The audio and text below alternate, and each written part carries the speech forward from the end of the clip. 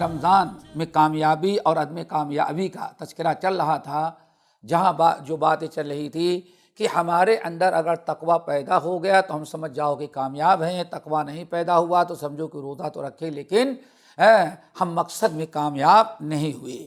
تو تقویٰ کی علامات میں سے تقویٰ کی ایک بڑی عظیم ترین دوسری علامت یہ ہے کہ ہمارے اندر غصہ پی ڈالنے کا اور غصے میں اپنے آپ پر قابو پا لینے کا اللہ تعالی ہمارے اندر جذبہ پیدا کر دے۔ نبی علیہ السلام کے پاس ایک شخص آیا اور آنے کے بعد کہا یا رسول اللہ آپ مجھے وصیت کریں، اور اللہ رسول فرمایا لا تغضب، غصہ نہ کرو۔ پھر چلا گیا، واپس گیا، ایک عرصے کے بعد پھر آیا، وہ سوچ رہا تھا کوئی اور بڑی وصیت آپ کریں گے۔ اس نے کہا اذنی یا رسول اللہ، دوبارہ آیا یا رسول اللہ آپ مجھے کچھ نصیحت کریں۔ اللہ رسول نے پھر فرمایا لا تغضب، غصہ نہ کرنا۔ پھر نبی علیہ السلام کے پاس سے گیا، ایک عرصے کے بعد تیسری مرتبہ پھر آیا اور آنے کے بعد کہتا ہے یا رسول اللہ اذنی، آپ مجھے کچھ نصیحت کریں۔ تو اللہ رسول نے فرمایا لا تغضب، غصہ نہ کرو، یعنی غصہ آئے تو غصہ استعمال نہ کرو، غصے کو پی ڈالو۔ 3 مرتبہ آیا اور تینوں مرتبہ اللہ کے رسول نے اس کو یہی وصیت کی۔ وہ صحابی بہت پریشان کہ آخر 3 مرتبہ ہم آئے کہ کوئی بڑی وصیت کریں گے، لیکن نبی علیہ السلام صرف ایک ہی وصیت کرتے ہیں لا تغضب لا تغضب لا تغضب کہتے ہیں۔ اب میں بڑے فکر میں پڑ گیا کہ آخر غصے میں کیا اتنی بڑی برائی ہے جس کے اللہ رسول اتنی تاکید کریں کہ غصہ پی ڈالنا، غصے میں غصہ نہیں استعمال کرنا، غصے پر قابو پا لینا، غصے کو پی ڈالنا، کیا بات ہے؟ کہتے ہیں سال بھر میں گیا اور سال بھر اپنے حالات کا جائزہ لیا۔ سال بھر حالات کا جائزہ لینے کے بعد کہتے ہیں ہم اس نتیجے پر پہنچے فوجدت ان الشر کلھا فی الغضب، اس نتیجے پر پہنچے کہ سارا بگاڑ گھر سے لے کر کے باہر تک سارا بگاڑ جو پیدا ہوتا ہے وہ غصے کی وجہ سے۔ یہ اب سمجھ میں آیا کہ اللہ کے رسول نے ہمیں غصہ پی ڈالنے کی نصیحت کیوں کی تھی۔ اللہ تعالیٰ نے تیسری علامت متقین کی، تقویٰ کی دوستوں، والعافین عن الناس، لوگوں کو معاف کر دینا، عفو درگزر کرنا، یہ تقویٰ کی تیسری علامت ہے۔ ہم میں سے ہر انسان اپنے حالات کا جائزہ لے۔ یہ تقوی کے مقاصد میں کامیابی کا فارمولہ بیان کیا ہے اللہ تعالیٰ نے۔ ہر آدمی اپنے حالات کا جائزہ لے کہ ہم کامیاب ہوئے، مقصد پورا ہوا یا کہ نہیں، روزے سے تقوی ہمارے اندر آیا کہ نہیں آیا۔ تقوی کی تیسری علامت والعافین عن الناس، لوگوں کو معاف کر دینا، لوگوں کو درگزر کر دینا، بدلہ نہ لینا، برائی کا بدلہ برائی سے نہ دینا، انتقام نہ لینا۔ اگر کسی نے زیادتی کیا تو اس کو اللہ کی رضا کے لیے معاف کر دینا، درگزر کر دینا، یہ ہے تقویٰ کی علامت۔ ہم میں سے ہر انسان اپنا جائزہ لے، اپنا محاسبہ کرے۔ اگر ہم لوگوں کو معاف کرنے والے بن گئے تو سمجھ جاؤ کہ ہاں تقویٰ آیا، ہم کامیاب ہیں مقصد میں۔ اور اگر ابھی بھی ہم لڑنے، بدلہ لینے، انتقام لینے پر تلے رہتے ہیں، اینٹ کا جواب پتھر سے دینے کے لیے ہم تیار رہتے ہیں، تو سمجھ لینا چاہیے کہ رمضان تو بہت ہمیں ملے، بہت روزے رکھے، سالوں رمضان کا روزہ رکھا اور آج بھی رکھ رہے، لیکن ہمیں اپنے مقصد میں کہ تقویٰ آ جائے اس میں کامیاب نہیں ہوئے۔ دیکھو نبی علیہ السلام کے بارے میں ام المومنین عائشہ رضی اللہ تعالی عنہا کتنی پیاری بات کہتی ہیں۔ کہتے ہیں ما کان رسول صلی اللہ علیہ وسلم، نبی علیہ السلام نے بڑی کئی چیزیں کہتے ہیں، نبی علیہ السلام نے، ہم نے دیکھا کبھی آپ نے اپنے لیے انتقام نہیں لیا۔ یہ دوسری روایت حضرت عائشہ کہتی ہیں نبی علیہ السلام نے پوری زندگی گزر گئی کبھی برائی کا بدلہ برائی سے دیا ہی نہیں۔ اللہ اکبر! کیوں بھائی؟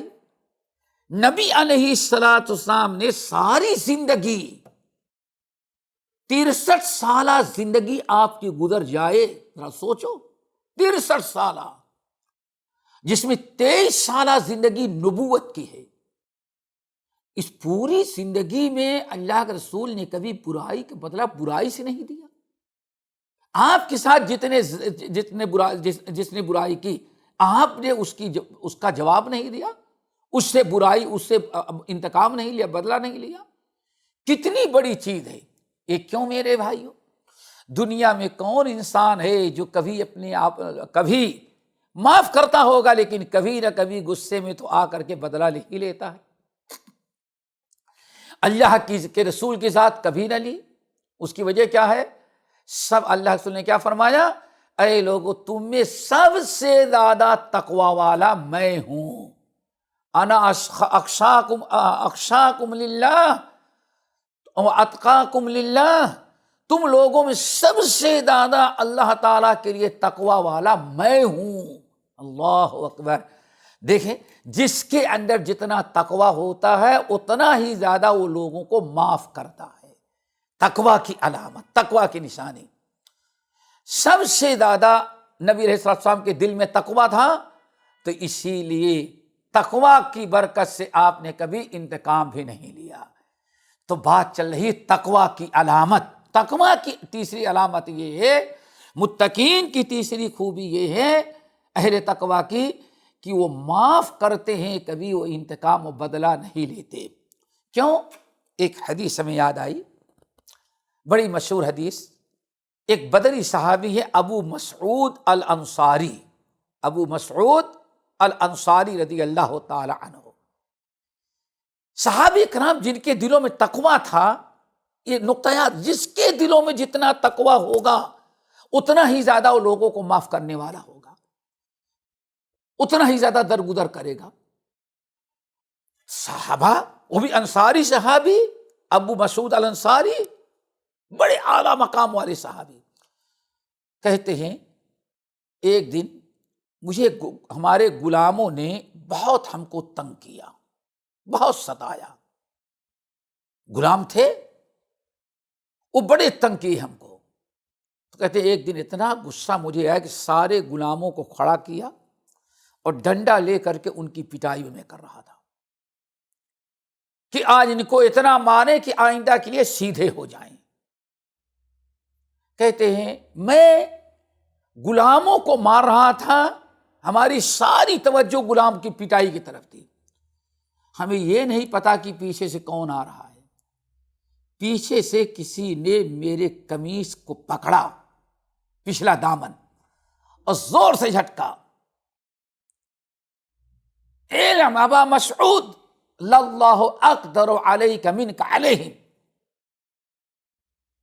بڑے زور سے کپڑے کو جھٹکا قمیص کو، اور کہا اے ابو مسعود یاد رکھنا، تم کو انہوں نے غصہ دلایا تو تم ان کو سزا دے رہے ہو، تو اگر تم نے اللہ کو غصہ دلایا تو اللہ تعالیٰ تم کو ان سے زیادہ سزا دینے پر قدرت رکھتا ہے۔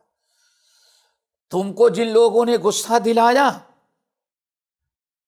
جتنا تم ان کو سزا دینے کی قدرت رکھتے ہو، اللہ تم کو اس سے بھی زیادہ سزا دینے کی قدرت رکھتا ہے۔ کہتے ہیں پیچھے پلٹ کر کے دیکھا تو رسول اللہ صلی اللہ علیہ وسلم تھے، اللہ کے رسول نظر آئے۔ تو میں نے کہا یا رسول اللہ، یہ بڑے شیطان ہیں، یہ ہمیں بہت تنگ کرتے ہیں، ہمیں جھٹلاتے ہیں، ہم کچھ کہتے ہیں کرتے نہیں، ہماری نافرمانی کرتے ہیں، اور سب مل کر اکٹھا ہو کے کوئی باتیں بناتے ہیں، کیا اس پر بھی ہمارا مواخذہ ہوگا؟ تقویٰ کی بات ہے، معاف کر دینا۔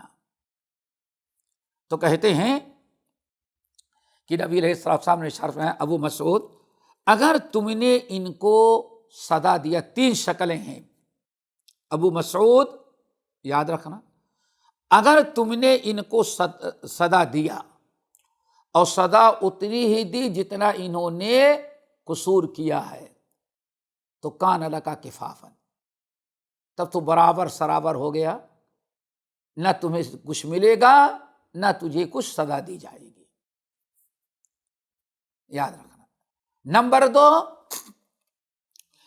تم نے اگر ان کو سزا دیا اور سزا ان کے جرم سے کم ہے، جرم زیادہ ہے اور سزا تم نے کم دیا، تنبیہ کی، تو تمہارے حق میں بہتر ہوگا، تمہارے حق میں بہتر ہوگا۔ تیسری شکل یہ ہے کہ تم نے ان کو سزا دیا لیکن تمہاری سزا ان کے جرم سے زیادہ ہو گئی، یہ تیسری شکل۔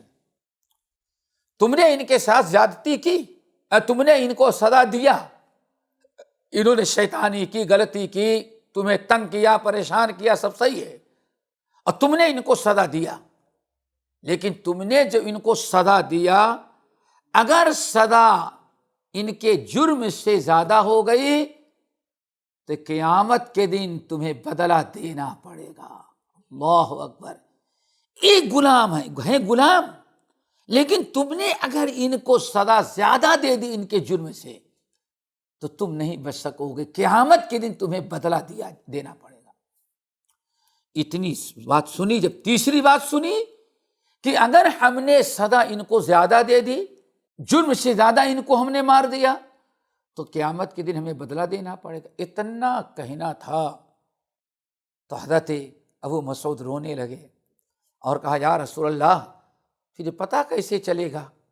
یہ تقویٰ ہے، معاف کیوں کر رہے ہیں؟ تقویٰ ہے، روزہ ہم رکھیں گے تو ہمارے اندر یہ تقویٰ آئے گا، اگر یہ تقویٰ آیا تو ہم کامیاب روزے میں، اگر یہ تقویٰ نہیں آیا تو سمجھ جاؤ بھوکے پیاسے تو رہے لیکن مقصد میں کامیابی نہ ہوئی، فریضہ بھی ادا ہو گیا، فرض ادا ہو گیا، غیر روزے دار نہیں، لیکن مسئلہ یہ ہے کہ ہاں مقصد میں کامیابی نہ ہوئی۔ کہیں گے یا رسول اللہ اب ہمیں پتہ کیسے چلے گا کہ ہم نے ان کو اتنی ہی سزا دی جتنا ان کا جرم تھا؟ یہ تو بڑا خطرناک ہے، کہیں ایسا نہ ہو غصے میں ہم ان کو سزا دیں اور ان کے جرم سے زیادہ ہو جائیں تو قیامت کی ہماری پکڑ ہو، ہمیں لینے کے بجائے دینے پڑ جائیں۔ اس لیے اللہ قیامت کے دن بدلہ دینے کی طاقت نہیں ہمارے اندر۔ یا رسول اللہ آپ گواہ رہیں، میں آپ کو گواہ بناتا ہوں، اور ہم نے سارے غلاموں کو اپنی غلامی سے آزاد کر دیا۔ دوستو اگر ہمارے اندر تقویٰ ہے تو والعافین عن الناس، ہم لوگوں کو معاف کریں گے۔ امت میں سب سے بڑا تقویٰ ابو بکر صدیق کے اندر تھا۔ ایک دن مرتبہ ایک رشتہ دار نے بہت بڑی غلطی کی، مصطح بن اساسہ، یہ صدیق اکبر کے قریبی رشتہ دار تھے، غریب تھے، مسکین تھے۔ صدیق اکبر ایک عرصے دراز سے ان کے ساتھ احسان کرتے تھے، ان کے گھر کا پورا خرچہ چلاتے تھے، گھر کا راشن، کپڑا، پانی، سب کچھ صدیق اکبر ان کو دیتے تھے، پورا گھر صدیق اکبر چلاتے تھے۔ لیکن ام المومنین عائشہ رضی اللہ تعالیٰ عنہا پر جب منافق نے الزام لگایا، بہتان تراشی کی، نعوذ باللہ، تو جن لوگوں نے اس کو عام کیا، چرچا کی، ہوا دیا، اس میں مصطح بھی تھے۔ جب اللہ تعالیٰ نے قرآن پاک کی آیت سورہ نور میں آیات نازل کی اور حضرت عائشہ کو براءت کی براءت ظاہر کر دی، اور اللہ کا تعالیٰ نے بیان فرما دیا کہ نہیں یہ سب جھوٹا الزام ہے، اب جب حضرت عائشہ بری ہو گئی اور پتہ چلا صدیق اکبر کو کہ ہوا دینے والوں میں ہمارا یہ قریبی غریب مسکین رشتہ دار مصطح بھی تھا، صدیق اکبر کو بڑا غصہ آیا کہ اس کے ساتھ ہم نے احسان کیا، اتنا احسان کیا اور زندگی بھر، لیکن اس کا بدلہ یہ دیا۔ قسم کھا دیا کہ اللہ کی قسم آئندہ اس کو ایک پیسے کی مدد نہیں کروں گا، میں منع کر دیا۔ جیسے صدیق اکبر نے منع کیا، یہ چیز صدیق اکبر کے شان کے خلاف تھی۔ صدیق اکبر کا جو تقویٰ تھا اس کا تقاضا یہ تھا کہ صدیق اکبر انتقام نہ لے، معاف کریں، اللہ تعالیٰ کو پسند نہ آیا۔ صدیق اکبر کا یہ عمل کہ غصے میں آ کر کے رشتہ دار کا جو مدد کرتے تھے، جو سہارا بنے تھے، اس کو ختم کر دیں؟ اللہ نے فوراً آیت نازل کی، وَلَا يَأْتَلِ أُولُو الْفَضْلِ مِنْكُمْ وَالسَّعَةِ، جو تم میں سے جو عزت والے ہیں، بڑے لوگ ہیں، علم و عمل، مال و دولت سے اللہ نے جن کو نوازا ہے، جن کی اچھی پوزیشن ہے، ان کو غصہ ہو کر کے ایسی قسم نہیں کھا لینی چاہیے کہ ہم تمہارے ساتھ بھلائی نہیں کریں گے، بلکہ چاہیے کہ فَلْيَعْفُوا وَلْيَصْفَحُوا، چاہیے کہ معاف کریں، درگزر کریں۔ یہ آیت نازل ہوئی، نبی علیہ السلام نے صدیق اکبر کو بلایا اور فرمایا صدیق ابو بکر، یہ آیت نازل ہو گئی کہ فَلْيَعْفُوا وَلْيَصْفَحُوا أَلَا تُحِبُّونَ أَن يَغْفِرَ اللَّهُ لَكُمْ وَاللَّهُ غَفُورٌ رَحِيمٌ، کیا یہ تمہیں پسند نہیں کہ تم اگر ان کو معاف کر دو تو اللہ تعالیٰ تمہیں معاف کر دے گا؟ تم اللہ کے بندوں سے عفو درگزر کرو گے، معاف کرو گے تو اللہ تعالیٰ تمہارے گناہوں کو، اپنے حقوق کو معاف کر دے گا اور تمہیں آزاد کرے گا۔ صدیق اکبر نے کہا اللہ تعالیٰ یا رسول اللہ ہم معاف کرتے ہیں، اور جتنا ہم راشن دے رہے تھے برابر اس کو ہم جاری رکھیں گے۔ تو یہ ایک علامت ہے تقویٰ کی، معاف کر دینا، درگزر کر دینا، چونکہ اس کے ذریعے انسان اپنے آپ کو جہنم سے آزاد کرا لیتا ہے، بچاتا ہے۔ اللہ تعالی ہم سب کے اندر تقویٰ کی خوبی پیدا کر دے۔ اقول قولی ھذا واستغفر اللہ من کل ذنب واتوب الیہ۔ نفسی بتقواها